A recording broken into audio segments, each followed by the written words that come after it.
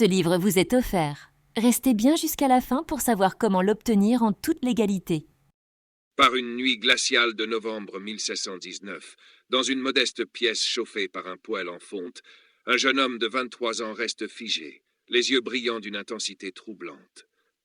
Il vient de vivre une expérience qui bouleversera sa destinée, et bien au-delà, l'histoire de la pensée occidentale. Ce jeune homme, c'est René Descartes. Cette nuit-là, une série de 3 rêves s'impose à lui.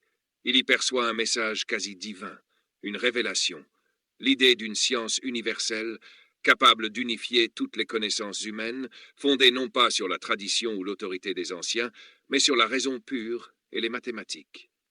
Ainsi commence une quête intellectuelle qui transformera la philosophie, les sciences et notre manière même de concevoir l'être humain. Pour comprendre cette révolution, il faut revenir en arrière, au 31 mars 1586, dans le petit village de La Haye en Touraine. Ce jour-là naît René Descartes, un nourrisson si chétif que la sage-femme doute qu'il survive. Ironie du destin, cet enfant fragile deviendra l'un des plus grands penseurs de l'histoire. Il grandit dans une France encore marquée par les guerres de religion. C'est un climat de doute et de remise en question morales et spirituelles qui influencera profondément sa pensée.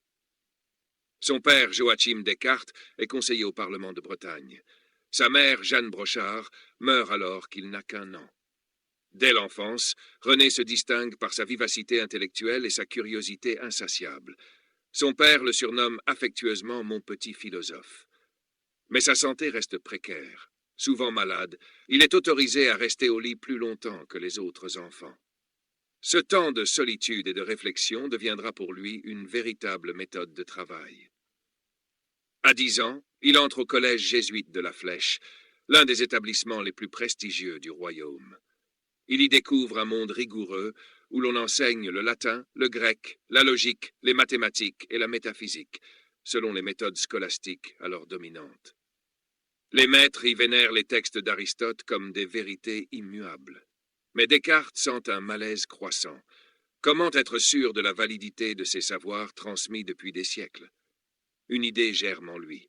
Il faut tout réexaminer, remettre à plat nos croyances et reconstruire le savoir sur des bases solides.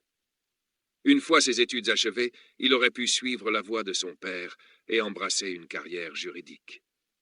Mais Descartes a soif d'aventure et de découverte. Il s'engage comme gentilhomme volontaire dans l'armée du prince Maurice de Nassau. Petit, de santé fragile, mais doté d'une vive intelligence, il parcourt l'Europe en pleine guerre de 30 ans. Malgré le tumulte des batailles, son esprit reste en éveil. Il observe les différences culturelles et les variations d'opinion d'un pays à l'autre, ce qui renforce son scepticisme. La plupart des convictions humaines semblent reposer sur l'habitude et non sur la raison. Durant ce périple, il rencontre Isaac Beckman, un savant hollandais qui ravive son amour des mathématiques. Cette rencontre confirme à Descartes que les mathématiques peuvent fournir les fondations d'une science universelle. Puis vient la fameuse nuit de novembre 1619. Ses rêves prennent un sens. Il doit consacrer sa vie à la recherche de la vérité, guidé par la seule lumière de la raison. Revenu en France, Descartes élabore sa méthode. Mais le climat intellectuel y est dangereux, l'Inquisition veille, et Galilée vient d'être condamné. Pour préserver sa liberté, Descartes s'exile aux Pays-Bas. Dans la quiétude des polders, il commence à poser les fondations de sa philosophie. Il entreprend une démarche radicale, douter de tout, absolument tout. Nos sens peuvent nous tromper, nos souvenirs peuvent être illusoires, et même le monde extérieur pourrait n'être qu'un rêve. Il imagine un esprit malveillant, un malin génie, capable de le tromper en permanence. Dans un tel univers incertain, que peut-on savoir avec certitude? Une réponse émerge. Même s'il doute, il pense. Et s'il pense, il existe, cogito ergo sum. Je pense, donc je suis. Cette phrase devient le socle de toute sa philosophie. Pour la première fois, la certitude repose non sur Dieu ou la tradition, mais sur l'acte même de penser. À partir de cette base indubitable, Descartes élabore une vision du monde qui marquera durablement la pensée occidentale, le dualisme. L'être humain, selon lui, est composé de 2 substances distinctes, le corps, matière étendue soumise aux lois de la physique, et l'esprit, essence pensante, immatérielle. Le corps peut être analysé comme une machine complexe, ouvrant la voie à la médecine moderne. L'esprit, lui, échappe aux lois naturelles et est le siège de la conscience et de la volonté. Cette séparation permet à Descartes de concilier science et foi, mais soulève aussi une énigme majeure. Comment le corps et l'esprit interagissent-ils? Descartes postule que cette interaction se fait via la glande pinéale au centre du cerveau. Une hypothèse controversée, mais qui illustre l'ambition d'unifier science et métaphysique. Outre sa métaphysique, Descartes développe une méthode rigoureuse exposée dans son Discours de la méthode. Elle repose sur 4 principes. 1. Ne rien admettre comme vrai sans évidence. 2. Diviser les problèmes en éléments simples. 3. Conduire sa pensée du plus simple au plus complexe. 4. Faire des revues complètes pour n'omettre aucun élément. Cette méthode, simple en apparence, révolutionne la manière de penser. Elle rejette les dogmes hérités au profit d'une approche rationnelle, systématique et universelle.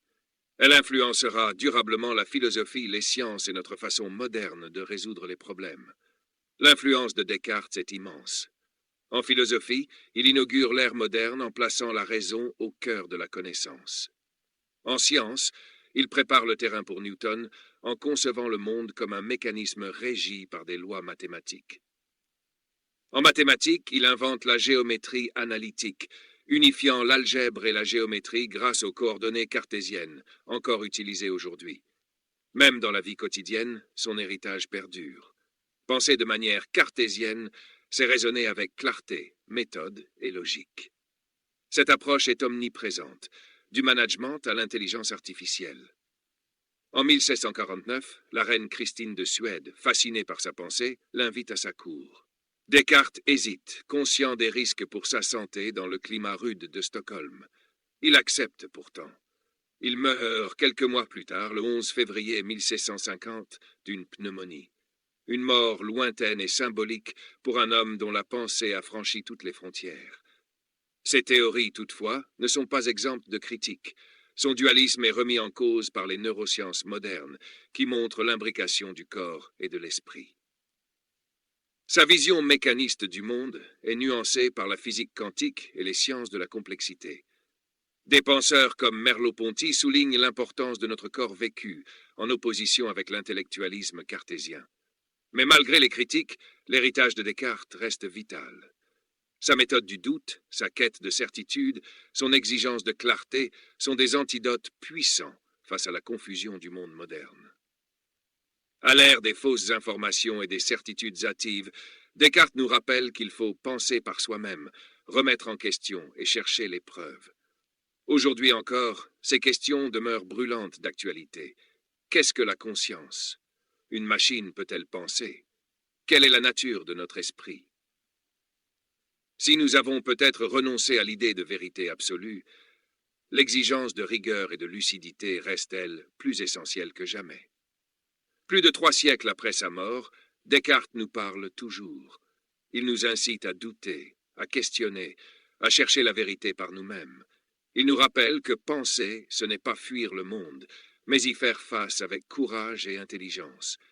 Car au fond, c'est dans le simple acte de penser que réside notre humanité la plus profonde. Envie d'approfondir la pensée de Descartes? Profitez dès maintenant d'un livre audio offert du Discours de la méthode, un texte fondamental pour apprendre à mieux penser et chercher la vérité. Le lien est en description. Bonne écoute et bonne réflexion.